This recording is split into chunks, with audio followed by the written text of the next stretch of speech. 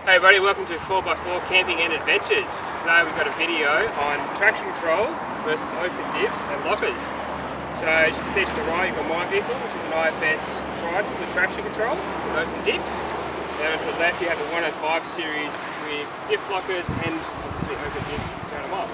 So I'm going to see some videos today, the benefits of diff lockers, benefits of traction control, and the difference they make to a situation where you're going up a hill with open diffs and obviously make a big difference when you get up the top. So we'll get into it. Alright, so this is the 105 series Land Cruiser with the 1HZ non-turbo diesel. We will have a turbo on it soon, but at the moment it's non-turbo diesel. And it has power-up E-lockers, front and rear, which were installed after we bought the vehicle. So essentially it's a standard 105 series with dual lockers. So it gives you an idea of if you have one of these cars already or a car that has open diffs at the moment, a bit of an idea of what you can get out of it or what you can sort of tackle when you have diff lockers on it. Alright, so the other side of the scale is the dual cab Trident. Now it has IFS front and leaf rears. It has open diffs, so front and back. It doesn't have a diff locker, that's only on the GLXRs. But it has traction control, so the computer is completely controlling every single wheel with braking the wheels when they lose traction. So there are some benefits to this and there's some cons to this as well, but I'll get into that later on. But essentially if you're going up a hill and a wheel loses traction, it'll brake that wheel and send the power to the other wheel to obviously keep pushing you up. So that's the Trident on the other scale. Alright, so this is going to demonstrate open diffs. So the Land Cruiser is going up, flexing out, wheel's finally lost traction. Obviously he's not going to go anywhere. So it gives it another go, a bit more power, and it's just digging himself in, not going anywhere.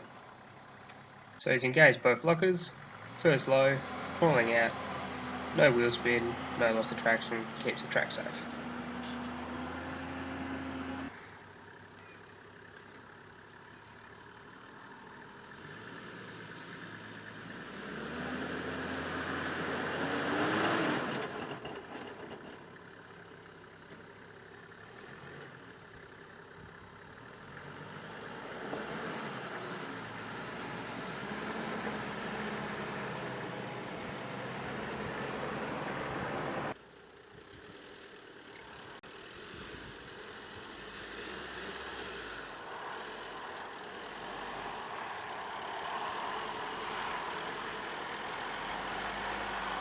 Now on the other hand, as you saw on the right terrain, traction control will help you get up the hill or rutted terrain more effectively, but be aware of its limits.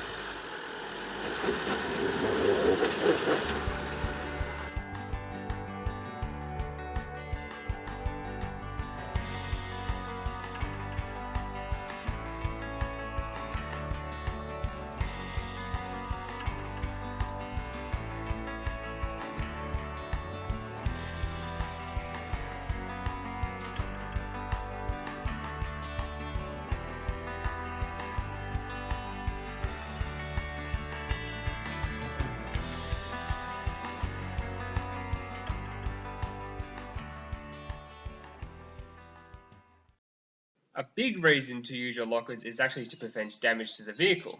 Now, if you're hitting a bit of uneven terrain, you lift a wheel and you have open diffs, that wheel is essentially going to be spinning like mad. All that power is going to that wheel.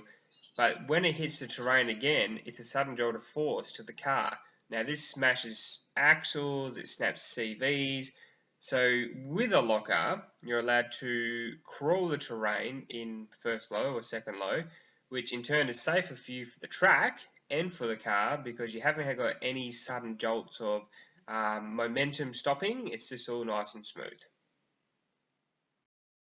Now, well, the age-old question, which one is best? And this has caused arguments over campfires, but in Australia it's pretty well known that front and rear lockers are king to have in your car. But some new cars are coming out with rear lockers and traction control, which works just as good. But it all depends on the 4x4 you have in your garage and what you're using it for. So if you're just using it for beach work on the weekends, lockers are probably a waste of time and money. But if you're a weekend warrior and you hit those hard tracks, those hardcore tracks on the weekends consistently, yes, lockers are probably for you. But if you're relatively new to 4x4ing and you have a newish car with traction control, it's going to be enough for about 90% of 4x4 drivers out there. Now, my personal preference, I would have front and rear lockers in my Triton, but personally, I haven't found a situation yet that I have said to myself, I wish I had lockers in this situation, because the traction control is actually pretty good in the Triton. But that's not saying I don't need them, just I don't need them yet for what I do with the 4x4. If I get into any more hardcore tracks, yes, there may be an opportunity where I may need front and rear lockers, or just the front locker, or the rear locker. But there's no situation yet where I've found that, really, I really want some lockers right now to get me out of this situation. Now, I hope you enjoyed the video and learned something in the process.